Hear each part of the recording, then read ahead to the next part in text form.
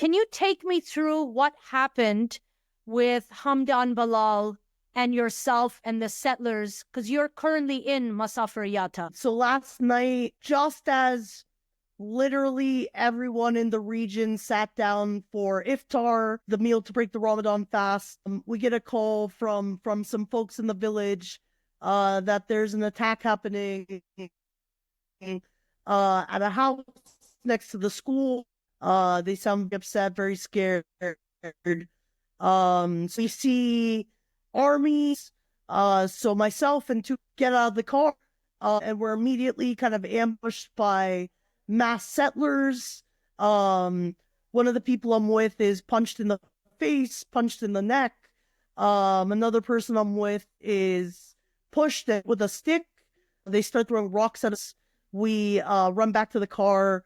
They continue to throw rocks. They break the windshield, the back windshield, completely shatter the window next to me. It's at this point that Basil Adra and some other Palestinian activists run up begging the army that's been watching this entire time to stop the settlers from attacking us. So the settlers way at this point, the army doesn't do anything, walk up the hill to Hamdan's house. At this time, Basil and some other activists next to me see Hamdan in very bad condition, being cuffed.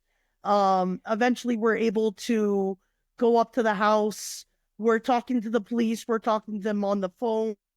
We're begging them to help us in Hebrew, in English.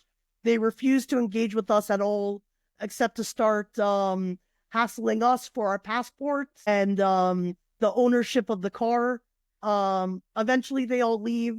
They refuse to tell us where they take Hamdan. It's only a few hours later, around like maybe 9:30, 10, that his lawyer is able to get a hold of him. He was held overnight for questioning, and just released earlier today and had to immediately go to the hospital for care. And that's what happens when settlers attack, is Palestinians get arrested. So you shared some of the footage, and I just want to play some of it. Hey, no! Can we go back to the car? Guys, back to the car, back to the car! Back to the car!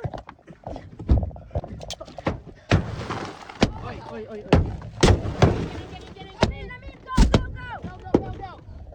Oh my God. The windows of the car are completely smashed. There are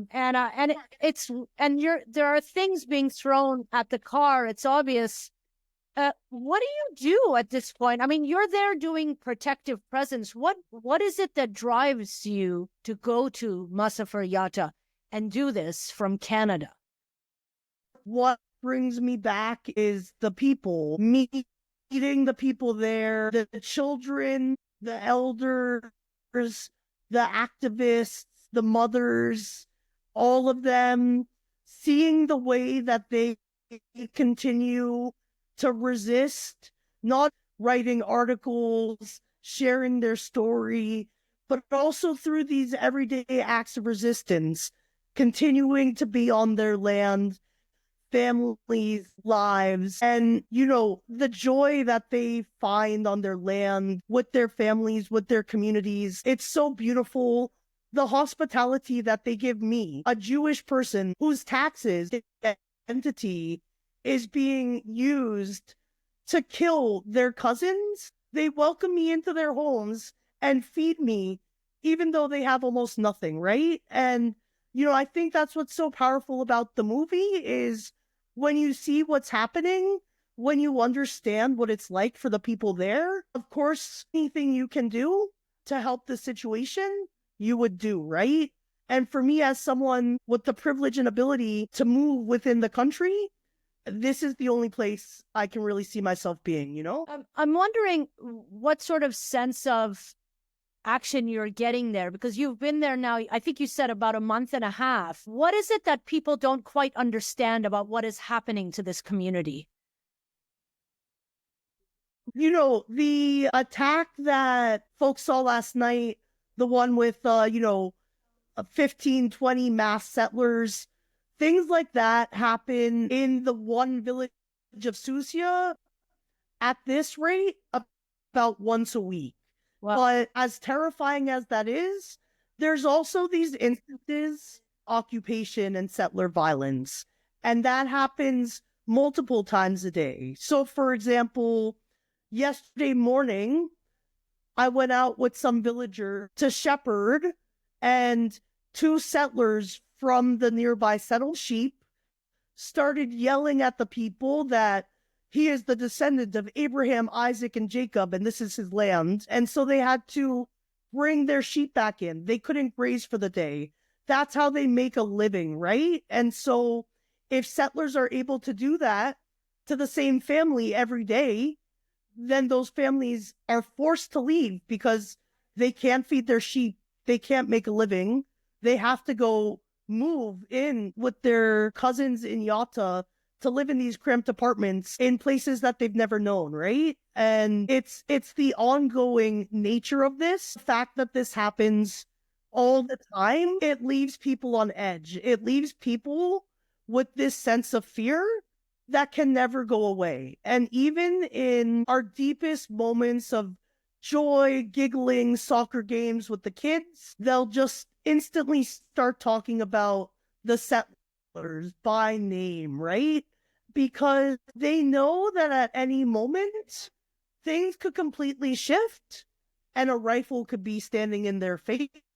And that's the reality is there's no single moment of rest, safety, or peace for these people who want nothing more than to live on their land in peace.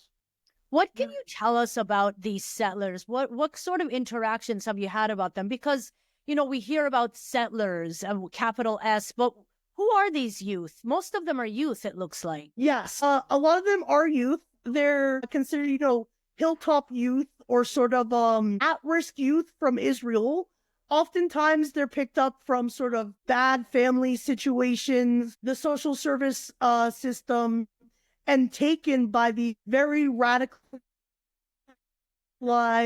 settlers, sometimes rabbis, sometimes businessmen, who take them to these rehabilitation programs where they work the farms. And really what they're learning is that they are radicalized by these adults to be taught that the only way that you can manage goodness out of your terrible life is to hurt Palestinians and bring God into these lands. And that also makes it really difficult when you have a child in front of you threatening your life.